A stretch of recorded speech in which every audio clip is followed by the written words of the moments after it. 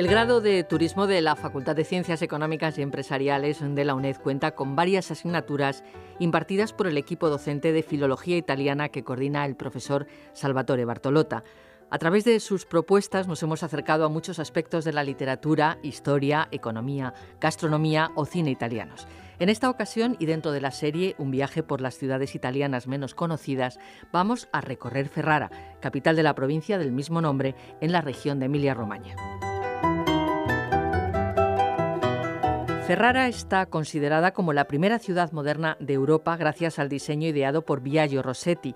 Nacido en Ferrara, este arquitecto y urbanista italiano trabajó sobre todo para la familia de los Este a lo largo del siglo XV. Diseñó una novedosa estructura urbanística de la ciudad, aunando la ciudad medieval y un nuevo trazado renacentista, y ejecutó también la construcción de la célebre Addizione Erculea. De su diseño deriva en gran parte el reconocimiento del Centro Histórico de Ferrara como Patrimonio Mundial de la Humanidad en el año 1995. En 1999, el delta del Po se reconoció también como Patrimonio Mundial de la Humanidad. La familia de los Este dominó Ferrara hasta finales del siglo XVI y con ellos la ciudad tuvo un importante esplendor económico, religioso y cultural. Vamos a hablar de Ferrara, la ciudad de los Este, en los próximos minutos con las profesoras de Filología Italiana de esta universidad, Angélica Giordano y María Gracia Moreno. Buenos días, Isabel, ¿qué tal? La ciudad de Ferrara surge junto a las orillas del río Po de Volano, a una altitud de 9 metros sobre el nivel del mar, en la región conocida como Llanura Padana, que geográficamente corresponde al Valle del Po. Sí, esta maravillosa ciudad se ha mantenido intacta a lo largo de los siglos, conservando el gran prestigio adquirido durante la época de los Este. El ambicioso proyecto urbano Addizione Erculea de la familia Este transformó la ciudad medieval de Ferrara en una auténtica ciudad renacentista. El diseño, ideado por Biagio Rossetti, convirtió a Ferrara en la primera ciudad moderna de Europa. Este hecho histórico, y gracias a la conservación del estilo y de materiales arquitectónicos de la zona del centro histórico, le confieren el reconocimiento en 1995 como Patrimonio Mundial de la Humanidad. Exactamente. Además, el origen del nombre de Ferrara no queda del todo claro.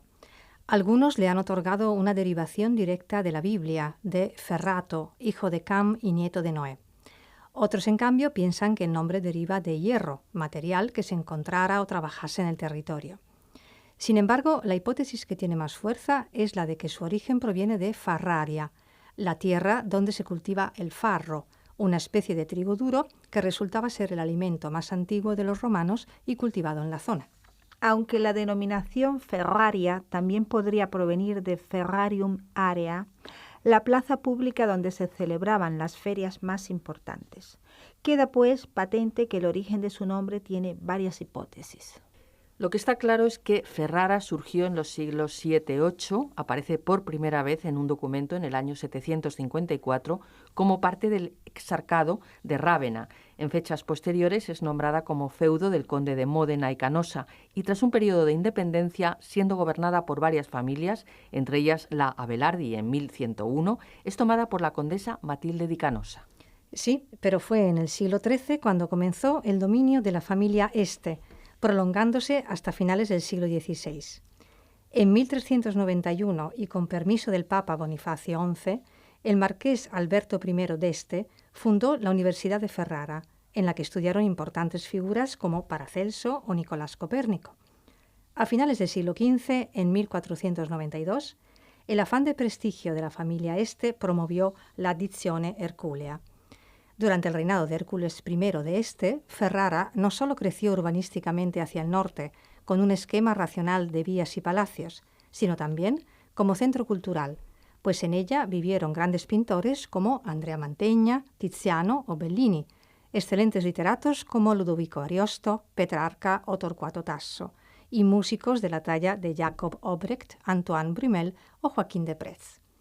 La familia Este convirtió la ciudad en un internacionalmente reconocido centro de las artes, la política, la economía y la religión, a la altura de otras grandes ciudades como Florencia o Venecia, u otras cortes europeas pertenecientes a los reinados de España y Francia. Sí, a propósito, María, continuando con su historia, podemos decir que el centro histórico representa uno de los ejemplos mejor conservados de la época, donde podemos pasear entre numerosos monumentos, iglesias, claustros, amplios espacios verdes, calles históricas y palacios como el Castillo Estense, construido bajo el mandato de Nicolò II d'Este en 1385. Este castillo era en realidad una fortaleza defensiva en ladrillo de base cuadrada con 4 torres y rodeado de un foso de agua. Fue bajo el reinado de Ercole d'Este cuando se convierte el castillo en residencia de la corte y le dotan de elegantes miradores de mármol blanco que embellecen las torres. Sí, de hecho el patio fue pintado con frescos de retratos familiares. En el interior pueden visitarse diferentes estancias, desde los apartamentos ducales a las cocinas o incluso las prisiones. Es recomendable la subida a la Torre de los Leones, desde la cual se visualiza una espectacular panorámica de Ferrara, avistando la Piazza della Cattedrale o el Corso Ercole d'Este. Exactamente. Por todo lo que habéis dicho, el Castillo Estense es el icono de la ciudad de Ferrara, su edificio más emblemático. La residencia anterior de la familia Este era el Palacio Municipal de 1245, actual sede del ayuntamiento, que preside la suntuosa Piazza di Trento e Trieste, junto a la catedral. Se comunicaba con el Castillo Estense por medio de un pasaje interno, la Vía Coperta. Continuando con los monumentos de la ciudad, no nos podemos olvidar de la Catedral de San Jorge Mártir, Cattedrale o Duomo di San Giorgio Martire. Es el principal lugar de culto católico de Ferrara y sede de la archidiócesis. Edificada durante el siglo XII, fue construida inicialmente en estilo románico, como se puede observar en su imponente fachada de mármol blanco. Sí, en el pórtico se pueden admirar hermosos bajorrelieves de estilo gótico que presentan escenas del Nuevo Testamento, del Juicio Final y una representación de la Virgen con el Niño. En el siglo XV se le adhirió una torre de estilo renacentista que hoy día aún se encuentra inacabada. También hay que decir que el interior de la catedral no es el original, puesto que durante el siglo XVII se produjo un incendio, obligando a reformar su aspecto. Cabe destacar el fresco dedicado al Juicio Final inspirado en el de Miguel Ángel en la Capilla Sixtina. Durante la Segunda Guerra Mundial, un bombardeo dañó la catedral, destruyendo parte del ábside y del campanario que fueron posteriormente restaurados. Probablemente uno de los recorridos más sugestivos de la zona monumental sea la denominada Quadrivio degli Angeli, formado por el Palazzo dei Diamanti, el Palazzo Prosperi Sacrati y el Palazzo Turchi di Bagno. En efecto, el Palazzo dei Diamanti fue construido entre 1493 y 1503 y hoy día acoge la Pinacoteca y el Ateneo Cívico. Su peculiaridad es el almohadillado externo a modo de punta de diamante, que da nombre al edificio, creando un magnífico efecto de perspectiva. Predominan los elementos ornamentales y las decoraciones con motivos vegetales. En su interior encontramos el típico patio renacentista con un claustro y un pozo hecho en mármol. Bueno, la verdad es que esto no tiene fin. El edificio más antiguo de la Dizione Herculea es el Palazzo Prosperi Sacrati, construido en estilo renacentista ferrarense. Es famoso su portal monumental de estilo veneciano con un pequeño balcón de mármol blanco sostenido entre puntos apoyados en cornisas. El Palazzo Turchi di Bagno fue dañado en la Segunda Guerra Mundial y restaurado según se proyectó en torno al año 1492 con su peculiar paraste de angular en piedra blanca con doble orden de capiteles corintios. Sí, y además existen en Ferrara otros muchos palacios como el Palazzo Costabili, la Palazzina Marfesa d'Este o la Casa Minervi. Y cabe destacar por su originalidad y singularidad el Palazzo Schifanoia, también llamado Palazzo della Gioia, hecho construir por deseo de Alberto d'Este para huir del aburrimiento que le provocaba el encorsetamiento cortesano. Hay que destacar que el palazzo está dividido en 3 plantas. La superior decorada con frescos de divinidades paganas. En la planta segunda un ciclo de frescos con signos astrológicos y zodiacales. Y en la primera escenas de los trabajos que se realizaban cada mes del año. Y para los amantes de la historia es visita obligada al Museo Arqueológico Nacional, que tiene su sede en el Palazzo Costabili, también llamado de Ludovico il Moro. Está dedicado a la colección de objetos hallados en los pantanos de la necrópolis de Spina, una mítica ciudad fundada por los etruscos en el valle de Comacchio, un fabuloso emporio marítimo que comerciaba con pueblos del Mediterráneo oriental. De ahí que los arqueólogos encontraran numerosos hallazgos provenientes de Egipto y Grecia. Dentro del centro histórico, sumergirse en la época medieval es fácil, especialmente en la Vía delle Volte, llamada así por los numerosos arcos que recorren los 2 kilómetros de esta calle entre edificios del Trecento y del Quattrocento. Sí, y otros lugares de interés son la Basílica de San Giorgio Fuori le Mura, alejada del centro histórico, la antigua Catedral de Ferrara. Su construcción se inició en el siglo VII y fue remodelada en varias ocasiones hasta su finalización en el siglo XVIII, confiriendo al interior de la basílica un estilo barroco. Por cierto, lugar de peregrinaje es la Chiesa di Santa Maria in Vado, una de las iglesias más veneradas de la ciudad, conocida también como la Iglesia del Milagro de la Sangre. El día de Pascua de 1711, durante la misa, al partir la hostia consagrada, brotó sangre de ella manchando la bóveda de la capilla. Desde entonces es lugar de culto y peregrinaje, y para admirar espléndidos frescos del Trecento que recuerdan a la escuela de Giotto, merece la pena la visita al monasterio de Sant'Antonio in Polesine, situado al final de la calle Ghisilieri. Son tantos los monumentos que a pie o en bicicleta puede recorrerse la muralla de Ferrara, un total de 9 kilómetros que rodean el centro histórico de la ciudad. Murallas, torres y portones se suceden por el recorrido como testimonio de las diversas técnicas de defensa que se han ido desarrollando a lo largo de los siglos. Fueron construidas como elemento defensivo ante las numerosas batallas con los venecianos. Un paseo inmerso entre árboles y prados, la muralla de Ferrara se ha convertido hoy día en un gran jardín que es lugar de encuentro y de descanso para los habitantes y turistas de la ciudad. Bien, si les parece, vamos a hablar ahora de las fiestas, porque tengo entendido que hay muchas y son muy variadas. Claro. Bueno, entre las fiestas que se celebran a lo largo del año en Ferrara, destacamos el Carnaval renacentista, el homenaje al Duque, el Palio, Ferrara sotto le stelle, el Festival Busker y el Festival Ballon Festival. Sí, perdón, Angélica, quería agregar que durante el Carnaval renacentista a finales de febrero, Ferrara revive la atmósfera de la corte estense. Vestimentas de la época, juegos de fuego, danzas típicas del Renacimiento, representaciones teatrales y banquetes que nos transportan a los siglos dorados de la ciudad en su increíble marco arquitectónico. Y seguimos con las fiestas. Con el comienzo de la primavera y hasta el mes de mayo se cita a cada uno de los 8 distritos de Ferrara en el patio del Castillo Estense para rendir el homenaje al duque. Damas de la corte, caballeros, juglares, músicos y abanderados celebran una ceremonia que nos sumerge en la Ferrara medieval. Se representan bailes, escenas teatrales sobre episodios de la época, lanzamientos de banderas y se presentan objetos de artesanía y productos locales. Bueno, pues ya estamos preparando las maletas con todo esto que nos están contando. Hay que añadir que durante el mes de mayo siguen los festejos con el aclamado Palio de Ferrara, donde los 8 distritos compiten en carreras de caballos en la Piazza Ariostea con el fin de ganar la preciada bandera dedicada a San Giorgio, patrono de la ciudad. Se trata del palio más antiguo, puesto que se celebra desde 1259 y con el paso de los siglos se ha convertido en símbolo del Renacimiento glorioso. La ciudad se transforma con más de 1000 figurantes ataviados con ropas de la época y junto a las carreras hay celebraciones, juegos de banderas, estenses, acrobacias y desfiles. Sí, otro evento que no hay que perderse es Ferrara bajo las estrellas, Ferrara sotto le stelle, uno de los mejores festivales de verano de música de Italia.